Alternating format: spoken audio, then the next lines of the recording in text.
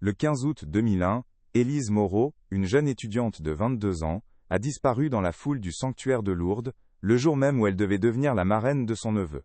Pendant 12 longues années, son cas est resté une énigme insoluble, un dossier froid qui a brisé sa famille et hanté la communauté. Les enquêteurs n'avaient aucune piste, aucun témoin fiable, aucun mobile apparent. Était comme si la terre l'avait avalée au milieu de l'un des lieux les plus sacrés du monde. Jusqu'à ce qu'une découverte totalement inattendue, dans un simple sac de vêtements usagés, fasse voler en éclats des années de silence, et révèle une vérité bien plus sombre que quiconque aurait pu l'imaginer. Comment est-il possible que la clé d'un tel mystère ait pu rester cachée si longtemps, à la vue de tous, au cœur même de l'institution qui était censée la protéger? Avant de vous raconter comment une simple robe de baptême retrouvée par hasard dans un centre de dons a mis les enquêteurs sur la piste d'un réseau criminel insoupçonné, prenez un instant pour nous dire de quelle ville vous nous regardez dans les commentaires et abonnez-vous à notre chaîne. La découverte d'un médaillon étrange, cousu dans la doublure de cette robe, a déclenché une cascade de révélations qui a secoué les fondations de l'Aile, église locale. Vous ne voudrez absolument pas manquer de découvrir comment ce petit objet a permis de dénouer les fils d'une conspiration qui a duré plus d'une décennie, protégeant des coupables qui se croyaient intouchables. L'histoire que nous allons vous dévoiler dépasse l'entendement, et chaque détail compte pour comprendre l'ampleur du secret qui entourait la disparition d'Élise. Nous sommes le 15 août 2001, jour de l'Assomption à Lourdes. La ville est submergée par une marée humaine de pèlerins venus du monde entier. L'air est chargé de ferveur, de prières et du bourdonnement incessant de la foule. C'est dans ce chaos sacré que la famille Moreau est réunie dans la basilique du Rosaire. C'est un jour de joie. Le baptême du petit Matteo, le premier enfant de Sophie, la sœur aînée d'Élise. Élise, à 22 ans, est la marraine. Étudiante en restauration d'art sacré, elle est décrite par tous comme une jeune femme lumineuse, profondément pieuse, dont la gentillesse et la confiance en l'humanité étaient sans limite. Pour elle, être à Lourdes ce jour-là, pour un événement si important, était l'accomplissement d'un rêve. Personne ne pouvait se douter que ce sanctuaire, qu'elle vénérait tant, allait devenir le théâtre de sa tragédie. Alors que la cérémonie est sur le point de commencer, le bébé, Matteo, s'agite et se met à pleurer. Élise, avec le calme qui la caractérise, le prend dans ses bras pour le rassurer. Elle éloigne de sa famille et se dirige vers une chapelle latérale, un peu plus tranquille, à l'abri du tumulte principal. Quelques témoins l'aperçoivent, berçant tendrement son neveu près d'un autel. Un instant plus tard, elle revient vers sa sœur, le bébé désormais apaisé. Elle le lui rend et lui murmure à l'oreille des mots qui resteront gravés à jamais dans la mémoire de Sophie. « Je vais allumer un cierge pour lui. Je reviens tout de suite. » Puis, elle se retourne, fait quelques pas et se fond dans la masse dense des fidèles. C'est la dernière image que sa famille aura d'elle. Une image simple, ordinaire, qui deviendra le point de départ d'une insoutenable attente. Les minutes passent. La cérémonie doit débuter, mais Élise n'est pas revenue. Au début, personne ne s'inquiète vraiment. Sophie pense qu'elle a peut-être croisé une connaissance, qu'elle a été retardée par la foule compacte. Mais le temps étire, anormalement. 10 minutes, puis 20, puis 1 heure. L'inquiétude s'installe, rongeant peu à peu la joie de la célébration. Le prêtre accepte de reporter le baptême. La famille commence alors à la chercher, d'abord calmement, puis avec une panique grandissante. Ils arpentent les allées de la basilique, interrogent les gens autour d'eux, crient son nom dans le brouhaha. Mais le sanctuaire est immense, un labyrinthe de pierre et de foi.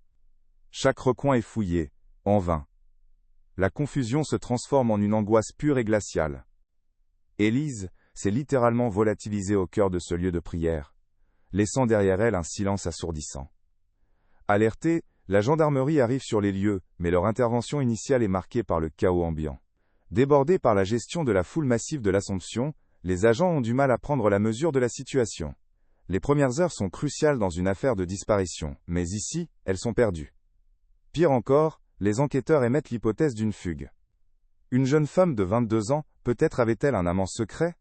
Peut-être a-t-elle simplement décidé de changer de vie? Pour la famille Moreau, ces suggestions sont une insulte, une négation de qui était Élise. Ils interrogent son entourage, ses amis, fouillent sa chambre, mais ne trouvent absolument rien qui puisse étayer une disparition volontaire. L'enquête piétine dès le départ, faute de preuves matérielles, et face à un mur de silence. Le dossier Élise Moreau vient de s'ouvrir, mais il est déjà en train de se refermer sur un mystère total. Les semaines qui suivirent la disparition Élise furent un véritable calvaire pour la famille Moreau, une descente aux enfers marquée par l'incompréhension et la frustration.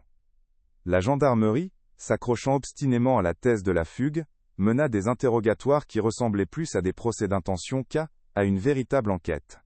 Chaque tentative des parents et de Sophie pour décrire le caractère d'Élise, sa dévotion, son absence totale de secret, se heurtait à un scepticisme à peine voilé. Les enquêteurs semblaient plus intéressés par la découverte d'un amant caché, ou d'une dette secrète, que par la possibilité d'un acte criminel. Pour les Moreau, cette attitude était une seconde agression, une négation de la mémoire de leur fille. Le chaos de Lourdes, qui aurait dû justifier des moyens exceptionnels, servait au contraire d'excuse parfaite pour une enquête superficielle, concluant hâtivement à une disparition volontaire. Refusant de se plier à l'inertie des autorités, les Moreau organisèrent leurs propres recherches avec une énergie désespérée. Ils firent imprimer des milliers d'avis de recherche avec le visage souriant d'Élise, qu'ils placardèrent eux-mêmes dans les rues de Lourdes, puis dans les villes et villages de toute la région. Le père d'Élise, un homme habituellement réservé, passait des journées entières à arpenter le sanctuaire, interrogeant pèlerins et commerçants, montrant la photo de sa fille jusqu'à l'épuisement. Sophie, de son côté, gérait une ligne téléphonique dédiée, répondant à des centaines d'appels. La plupart étaient que des témoignages vagues ou des erreurs bien intentionnées, mais chaque appel ravivait une flamme d'espoir qui éteignait immanquablement dans la déception. Ils étaient devenus des enquêteurs malgré eux, consumés par une quête qui les vidait de toute leur force. Pour les parents d'Élise, le temps ne écoulait plus de la même manière. Leur maison, autrefois animée par les rires et les projets de leur fille, devint un sanctuaire silencieux et douloureux. La chambre d'Élise resta intacte, comme si elle allait revenir d'un instant à l'autre. Ses livres, ses pinceaux, ses vêtements, tout était à sa place, figé dans une attente insupportable. Le père se mura dans le silence, tandis que la mère semblait vieillir de 10 ans en quelques mois.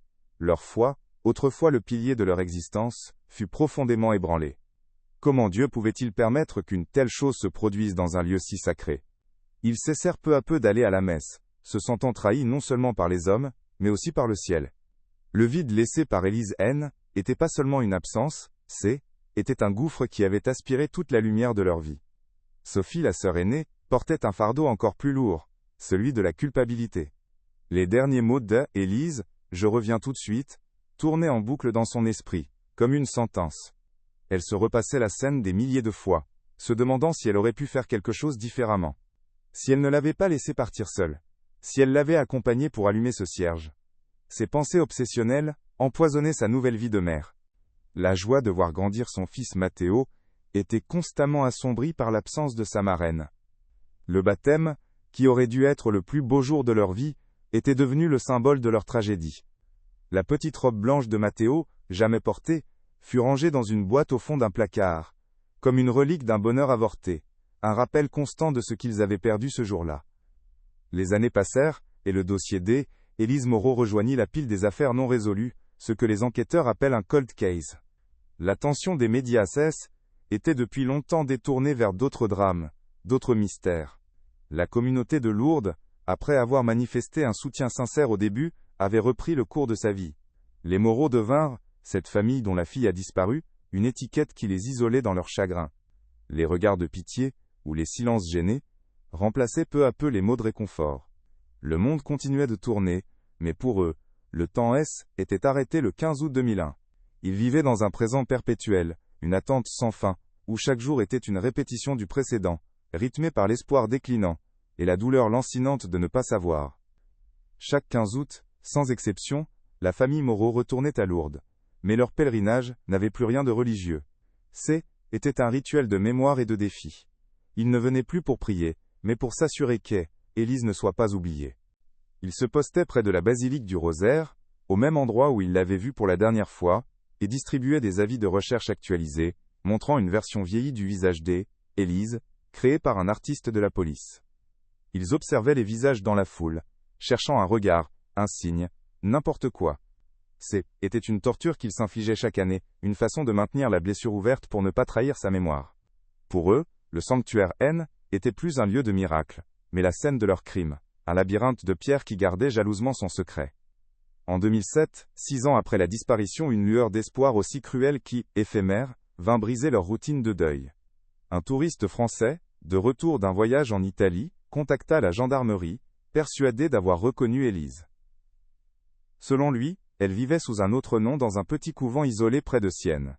La description était troublante, les détails semblaient correspondre. Pendant quelques semaines, la famille Moreau crut au miracle. Le père et Sophie firent le voyage, le cœur battant d'une angoisse mêlée d'une folle espérance.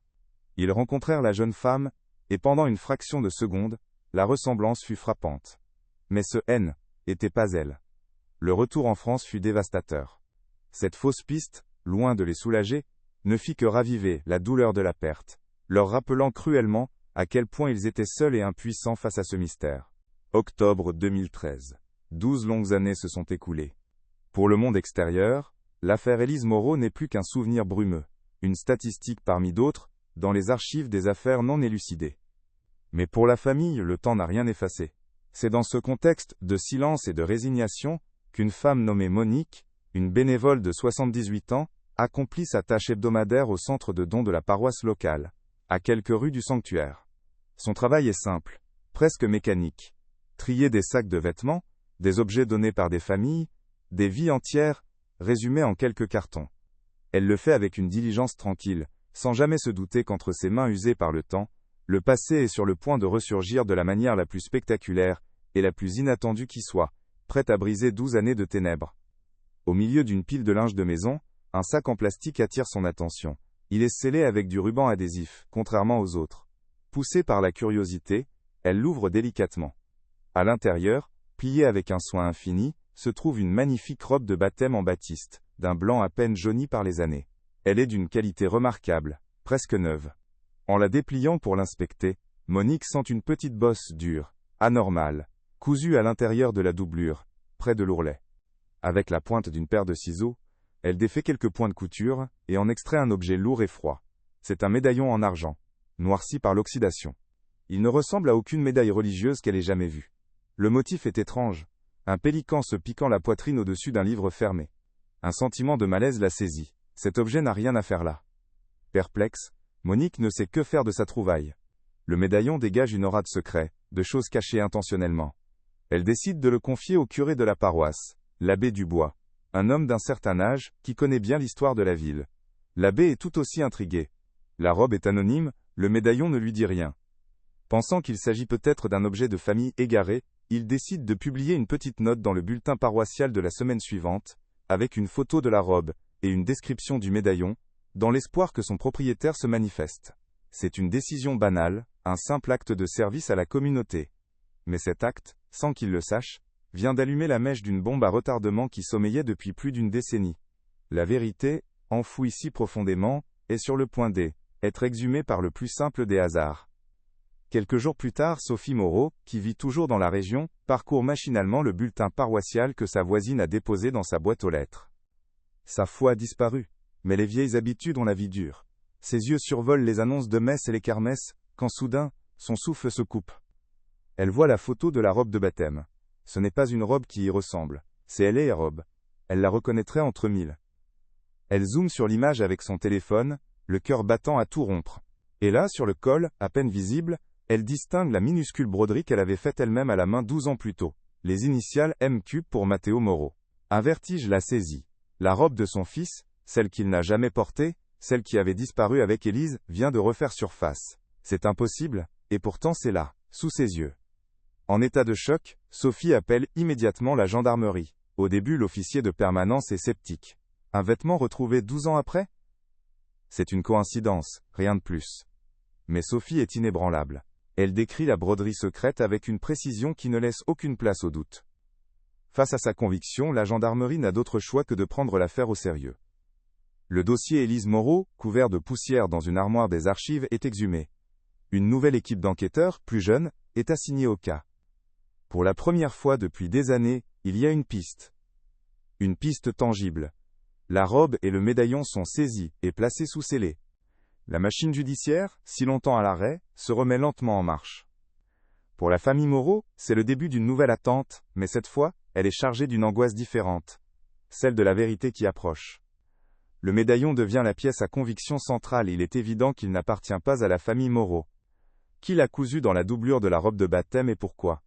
L'objet est envoyé dans un laboratoire spécialisé à Paris pour être analysé. Les experts confirment qu'il est en argent massif et date du milieu du XXe siècle.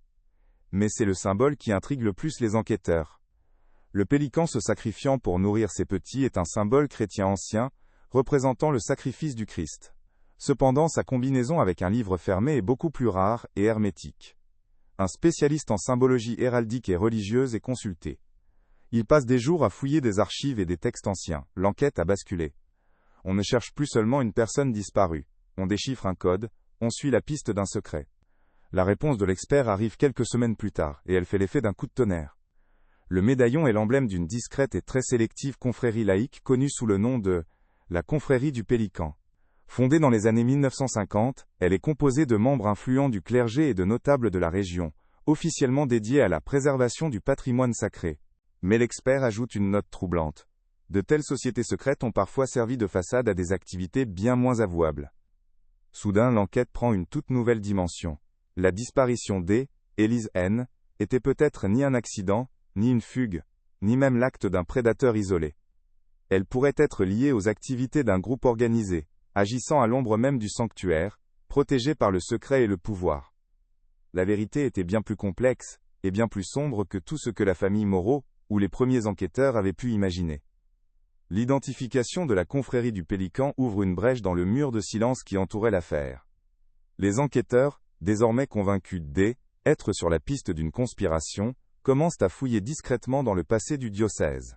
Ils cherchent des noms, des liens, des affiliations.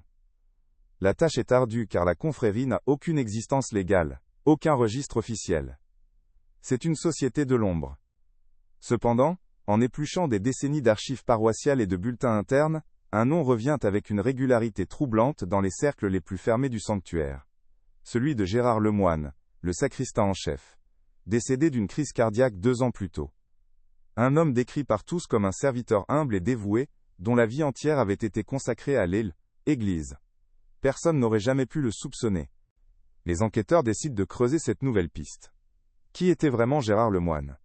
En apparence un homme sans histoire. Orphelin, élevé par les prêtres, il avait gravi un à un les échelons au sein du sanctuaire, jusqu'à devenir le gardien de ses secrets les plus intimes, le maître des clés de la sacristie. Il connaissait chaque recoin, chaque passage, chaque objet de valeur. Sa discrétion était légendaire, sa loyauté envers l'institution, absolue. Mais son nom, associé à celui de la confrérie, jette une ombre sinistre sur ce portrait idyllique.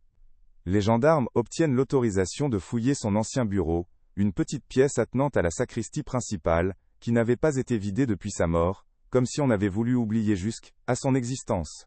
C'est là, espèrent-ils, qu'ils trouveront la clé qui reliera la confrérie à la disparition d'Élise. La pièce est figée dans le temps, imprégnée d'une odeur de cire froide et de vieux papiers. Des piles de registres liturgiques et de documents administratifs recouvrent un bureau en chêne massif. La fouille est méthodique, presque chirurgicale. Les enquêteurs passent des heures à examiner chaque document, chaque tiroir, chaque objet. Mais ils ne trouvent rien de compromettant. L'espoir commence à s'amenuiser, laissant place à la frustration. Était-ce une autre impasse ? Alors qu'il s'apprête à abandonner, un jeune gendarme, plus par intuition que par logique, passe sa main sous le plateau d'une lourde armoire. Son doigt bute contre une petite aspérité anormale. Il s'agit d'un minuscule loquet dissimulé dans le bois. En l'actionnant, il révèle une cache aménagée dans le double fond du meuble. À l'intérieur, un seul objet. Un épais registre à la couverture de cuir noir, sans aucune inscription. Ce registre n'est pas un journal intime, ni un simple livre de comptes, c'est le cœur secret des opérations de la confrérie du Pélican. Les premières pages, rédigées d'une écriture fine et méticuleuse, listent les membres, des noms influents. Un administrateur du diocèse, un homme d'affaires local, des notables respectés de la région. Mais c'est le contenu des pages suivantes qui glace le sang des enquêteurs. Le livre est divisé en 2 sections. La première, intitulée « Acquisition », détaille sur plusieurs décennies une liste d'objets d'art sacré, calices, ciboires, reliquaires, statues, avec leur provenance et leur valeur estimée. En croisant ces informations avec les archives de la police, les gendarmes réalisent avec effroi qu'ils ont sous les yeux le catalogue d'un vaste réseau de vols d'antiquités, pillant systématiquement les petites églises de campagne, trop pauvres et isolées pour se protéger.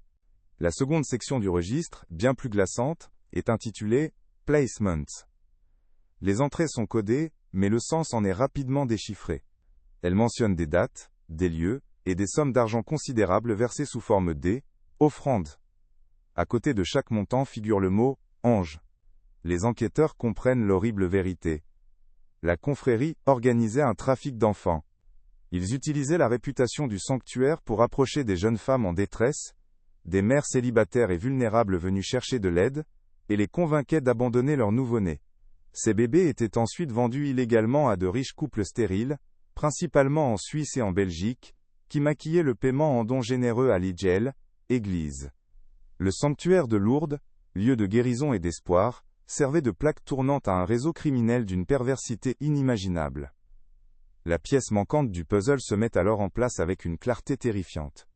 Le 15 août 2001, Élise Moreau, avec son œil d'experte en art sacré, a dû reconnaître un objet volé entre les mains d'un des membres de la confrérie.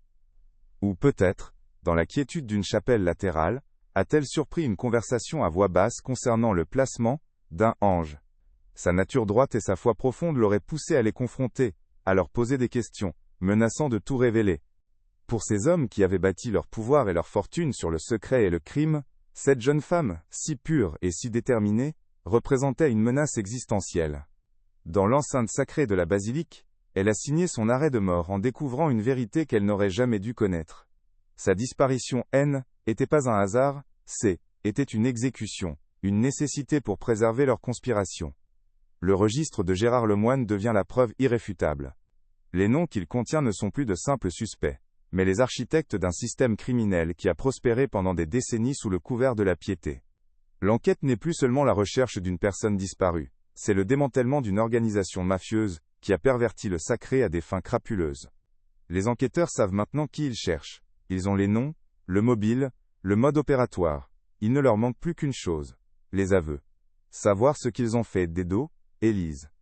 La confrontation est imminente. Pour la famille Moreau, après 12 années de brouillard, l'aube d'une vérité insoutenable est sur le point de se lever, promettant non pas la paix, mais la tempête d'un scandale qui allait ébranler les fondations mêmes de l'église locale. Fort de la preuve accablante que constitue le registre, les enquêteurs ciblent les deux principaux architectes du réseau. Monseigneur Valéry, un administrateur influent du diocèse au-dessus de tout soupçon, et Antoine Bernard, un riche homme d'affaires local connu pour sa fausse piété et ses généreux dons à Partel, église. Les interpellations sont menées simultanément, à l'aube, pour éviter toute concertation. Les deux hommes sont emmenés dans des salles d'interrogatoire séparées. L'atmosphère est électrique. Après 12 années de questions sans réponse, les gendarmes sentent qu'ils sont sur le point de toucher au but. Ils n'ont pas seulement entre leurs mains le sort d'une affaire classée, mais la réputation de toute une institution. Pour la famille Moreau, qui attend dans une pièce voisine, chaque seconde qui passe est une éternité, un mélange insoutenable d'espoir et de terreur face à la vérité qui s'apprête à éclater. Antoine Bernard, l'homme d'affaires, est le premier à craquer. Habitué à dominer son monde, il aborde l'interrogatoire avec une arrogance glaciale, niant tout en bloc. Mais lorsque les enquêteurs posent le registre en cuir noir sur la table en métal, son assurance s'effrite. Page après page, il lui montre les transactions, les dates, les codes, son nom revenant comme une signature macabre. Son visage se décompose. Comprenant qu'il est piégé, il change de stratégie et tente de minimiser son rôle, chargeant Monseigneur Valéry, le décrivant comme le cerveau de toute l'opération. Il admet le trafic d'antiquités, les adoptions illégales, mais reste évasif sur le sort d'Élise. Il prétend ne pas savoir qu'elle a simplement disparu après les avoir menacés. C'est un aveu partiel, calculé pour sauver ce qui peut encore être, mais il vient de livrer à la justice le levier qui fera tomber le mur du silence. Monseigneur Valéry, lui, est un adversaire bien plus redoutable. Assis droit dans sa chaise, les mains jointes, il oppose un calme olympien aux questions des enquêteurs. Son regard est vide, impénétrable. Il écoute les accusations sans ciller, se retranchant derrière sa position, son dévouement, Dieu. Il parle de complot, d'erreurs judiciaires, de calomnie. Pendant des heures il tient bon, son silence est une forteresse. Les enquêteurs lui présentent le registre, les aveux partiels de son complice, mais rien ne semble l'atteindre. Il est l'incarnation du pouvoir institutionnel qui se croit intouchable, protégé par des siècles de secrets et de déférence. Pour les gendarmes, le temps presse. Ils sentent que s'ils ne le brisent pas maintenant, la vérité sur Élise pourrait leur échapper à tout jamais, ensevelie sous le poids de l'influence et du déni. Le point de rupture survient de la manière la plus inattendue. Épuisé, un des enquêteurs pose sur la table une simple photo d'Élise, celle de son avis de recherche, son visage souriant et plein de vie.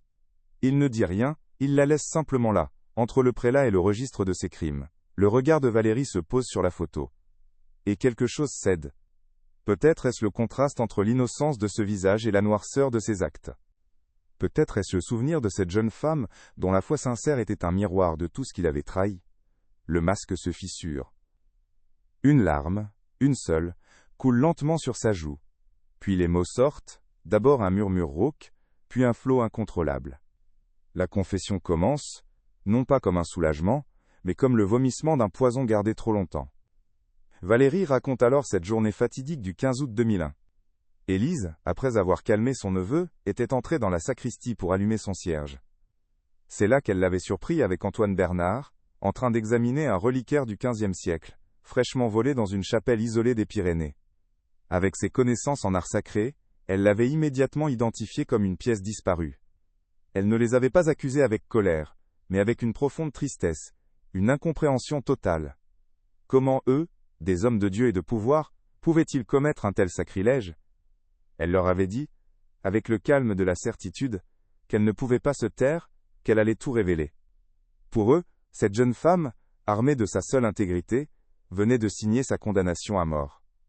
Sa pureté était une menace qu'ils ne pouvaient tolérer. La suite, raconte Valérie, fut un enchaînement de panique et de brutalité. Ils n'avaient pas l'intention de la tuer. Bernard avait tenté de la retenir, de la faire taire, de la raisonner à sa manière, par l'intimidation. Élise S. était débattue, essayant de échapper pour alerter la sécurité. Dans la bousculade, il l'avait poussée violemment. Sa tête avait heurté, avec une force terrible, l'angle d'une ancienne cuve baptismale, en marbre massif, qui se trouvait dans un coin de la pièce. Le bruit sourd, suivi d'un silence absolu, leur avait glacé le sang. Elle était morte sur le coup. Face à l'irréparable, leur seul instinct fut celui de la survie, de la préservation de leur secret. Ils devaient faire disparaître le corps, effacer toute trace de leur crime. Leur connaissance intime du sanctuaire, de ses passages secrets et de ses recoins oubliés, allait devenir leur meilleur atout. Guidés par les indications précises de Monseigneur Valéry, les enquêteurs descendent dans les sous-sols labyrinthiques de la basilique. L'air y est froid, humide, chargé d'une odeur de pierre et de temps. Ils les mènent au fond d'un couloir de service rarement utilisé, jusqu'à un mur de briques qui semble plus récent que le reste. C'est là, murmure-t-il, la voix brisée. Sous prétexte de travaux de consolidation urgents, ils avaient eux-mêmes scellé l'entrée d'une crypte funéraire désaffectée quelques jours après le drame. Les gendarmes se mettent au travail. Le bruit des masses et des marteaux-piqueurs résonne lugubrement dans le silence. Brique par brique, le mur tombe, révélant une obscurité profonde. Et là, dans la poussière du temps, reposent les restes d'Élise Moreau. Après 12 ans d'une attente insoutenable, le mystère prend fin de la plus tragique des manières. La vérité est enfin là, crue, brutale et sans rédemption. La nouvelle de la découverte du corps d'Élise et des aveux complets de ses bourreaux frappe la famille Moreau avec la violence d'un cataclysme. La fin de l'incertitude, qu'ils avaient tant espérée, ne leur apporte aucun soulagement, seulement la confirmation de leur pire cauchemar. Pour les parents d'Élise, c'est l'effondrement final. Le mince fil d'espoir irrationnel auquel ils s'accrochaient en secret vient d'être sectionné net. Sophie, quant à elle, est submergée par une vague de culpabilité renouvelée, non plus pour l'avoir laissé partir, mais pour avoir pendant toutes ces années, imaginé des scénarios, où sa sœur était encore en vie quelque part. La vérité est un poison brutal, qui consume les dernières illusions. Ils peuvent enfin commencer leur deuil, mais c'est un deuil entaché par la trahison, la violence et la profanation d'un lieu, qu'ils avaient autrefois considéré comme saint. Le silence de leur maison devient encore plus lourd, désormais rempli non plus d'attente, mais de la certitude d'une absence éternelle.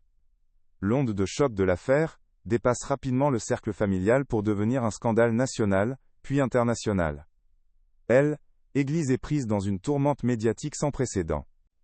Des journalistes du monde entier affluent à Lourdes, non plus pour couvrir des miracles, mais pour documenter la chute d'une institution gangrénée par le crime. Le diocèse est contraint de publier des communiqués maladroits, exprimant sa profonde tristesse et sa collaboration totale avec la justice. Mais le mal est fait.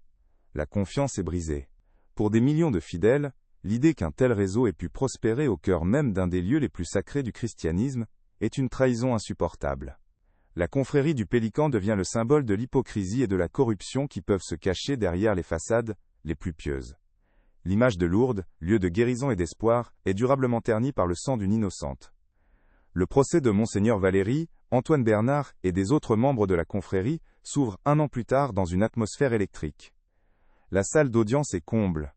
La famille Moreau est là, chaque jour, assise au premier rang, digne et silencieuse. Leur présence est un rappel constant et puissant de la victime qu'ils représentent. Sur le banc des accusés, les attitudes contrastent.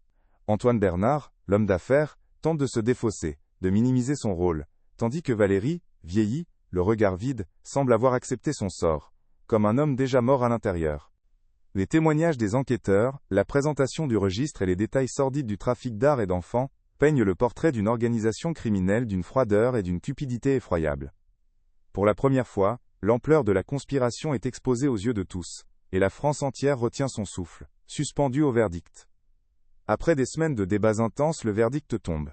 Monseigneur Valéry et Antoine Bernard sont reconnus coupables de tous les chefs d'accusation, y compris l'homicide involontaire d'Élise Moreau, le recel de cadavres, et la direction d'une organisation criminelle. Ils sont condamnés à de lourdes peines de prison ferme, des sentences exemplaires qui reflètent la gravité de leurs crimes. Les autres membres de la confrérie écopent de peines variées pour leur implication dans les différents trafics. Dans la salle d'audience, au moment de l'annonce, il n'y a pas de cri de joie, seulement le silence pesant d'une justice enfin rendue. Sophie Moreau ferme les yeux, et laisse couler des larmes silencieuses, des larmes non pas de bonheur, mais d'épuisement et de soulagement. La bataille judiciaire est terminée. Le nom d'Élise a été lavé de tout soupçon de fugue, et ses assassins ne pourront plus nuire. C'est une fin, mais ce n'est pas une victoire. Dans les années qui suivent le procès, la famille Moreau tente de se reconstruire, pièce par pièce. La douleur est toujours là, mais elle n'est plus paralysante. Guidée par le désir de donner un sens à la mort de sa sœur, Sophie crée la Fondation Lumière d'Élise. L'organisation a un double objectif. Offrir un soutien juridique et psychologique aux familles de personnes disparues, et militer pour une plus grande transparence au sein des institutions, qu'elles soient religieuses ou laïques. Matteo, devenu un jeune homme, s'implique activement dans la fondation. Il n'a aucun souvenir de sa marraine, mais il a grandi avec le récit de son courage, de cette jeune femme qui est morte pour avoir défendu la vérité. La robe de baptême, autrefois symbole de tragédie, est désormais exposée dans les locaux de la fondation, rappelant que la vérité peut parfois émerger des endroits les plus inattendus. Lourdes, quant à elle, ne sera plus jamais tout à fait la même. Le sanctuaire continue d'accueillir des millions de pèlerins, mais une ombre plane désormais sur les basiliques et la grotte. L'affaire Élise Moreau est devenue une cicatrice indélébile dans la mémoire collective de la ville, un avertissement sur la fragilité de la foi face à la perversité humaine. Chaque 15 août, un petit mémorial discret est fleuri à l'entrée de la sacristie, un hommage silencieux à la jeune marraine qui a disparu dans la foule. Pour la famille Moreau, retourner à Lourdes n'est plus une torture. C'est un pèlerinage de mémoire, non plus pour chercher des réponses, mais pour honorer le souvenir d'Élise, dont le sacrifice a permis de mettre au jour une vérité sombre et nécessaire. Sa lumière, bien qu'éteinte brutalement, a fini par percer les ténèbres les plus profondes. La justice a parlé, mais le silence qui a suivi le verdict n'était pas celui de la paix, était le silence lourd et dense du deuil enfin possible. Pour la famille Moreau, la vérité n'a pas effacé la douleur. Elle lui a simplement donné un nom et un visage. Le chemin de la reconstruction est lent, pavé de souvenirs et de questions qui ne trouveront jamais de réponse complète. La Fondation Lumière d'Élise, créée par Sophie, est devenue leur encre, leur manière de transformer une tragédie insensée en une force pour les autres. Matteo, le jeune homme dont le baptême fut le point de départ de tout ce drame, est aujourd'hui le porte-parole le plus fervent de la Fondation. Il porte l'héritage d'une marraine qu'il n'a jamais connue, mais dont le courage posthume a défini le cours de sa propre vie, lui apprenant que la vérité, même la plus terrible, est toujours préférable au mensonge. Aujourd'hui, Lourdes continue d'accueillir les pèlerins par millions. La basilique se dresse, immuable, et les cierges continuent de brûler par milliers. Mais pour ceux qui connaissent l'histoire, une cicatrice invisible marque à jamais les lieux. L'affaire a forcé une introspection douloureuse au sein de Pelle, église locale, entraînant des changements de personnel et la mise en place de protocoles de transparence plus stricts, du moins en apparence. Le scandale de la confrérie du Pélican est devenu une légende noire, un avertissement murmuré sur la corruption qui peut se nicher même dans les endroits les plus sacrés. La ville a dû apprendre à vivre avec ce fantôme, celui d'une jeune femme, dont la foi pure a été trahie par ceux-là même qui étaient censés en être les gardiens. Le sanctuaire, autrefois symbole d'espoir absolu, est désormais aussi un mémorial de la faillibilité humaine, et de la justice arrachée au silence. L'histoire d'Élise Moreau est aussi celle d'objets qui ont parlé quand les hommes se taisaient. Cette simple robe de baptême, retrouvée par hasard dans un sac de dons, est devenue bien plus qu'une pièce à conviction. Exposée aujourd'hui sous une vitrine au siège de la Fondation, elle symbolise la résilience de la vérité. Elle rappelle que même après des années de silence, un détail oublié, un objet anodin, peut suffire à faire s'effondrer les empires bâtis sur le mensonge. Le médaillon du pélican, lui, est conservé sous scellé, passé de symbole d'un pouvoir secret et criminel à celui de sa chute. Ces deux objets, l'un pur et l'autre corrompu, racontent à eux seuls toute l'histoire. La collision brutale entre l'innocence et une conspiration qui se croyait intouchable, et comment le plus petit des indices peut devenir l'arme la plus puissante de la justice. Ce qui reste, au-delà du scandale et du procès, c'est le contraste saisissant entre deux mondes. D'un côté, la simplicité de Élise, une jeune femme dont le seul désir ce jour-là était d'allumer un cierge pour son neveu, un geste de foi et d'amour pur. De l'autre, la complexité d'un réseau criminel, une toile de cupidité, de secrets, et de pouvoir tissé à l'ombre des autels. Sa mort, était pas seulement un crime, était le choc de ces deux réalités. Elle, était pas une enquêtrice, ni une menace calculée. Elle était simplement une personne intègre au mauvais endroit, au mauvais moment. Et c'est précisément cette intégrité qui, 12 ans plus tard, a fait d'elle, bien après sa mort, la force qui a tout fait basculer. Son histoire nous rappelle qu'une seule voix, même réduite au silence, peut finir par faire trembler les fondations les plus solides. L'histoire d'Élise nous rappelle que derrière chaque dossier classé il y a une vie interrompue et une vérité qui attendait, être découverte, parfois pendant des décennies. Son combat, mené par sa famille, est devenu celui de nombreuses autres personnes qui luttent contre l'oubli et l'indifférence. Si vous pensez qu'aucune victime ne devrait être oubliée, et que la quête de la vérité est un devoir fondamental, nous vous invitons à partager cette vidéo. Votre partage aide à maintenir ces histoires en vie. N'oubliez pas de vous abonner à notre chaîne pour d'autres enquêtes approfondies sur des affaires qui méritent d'être racontées et entendues. Merci de nous avoir écoutés.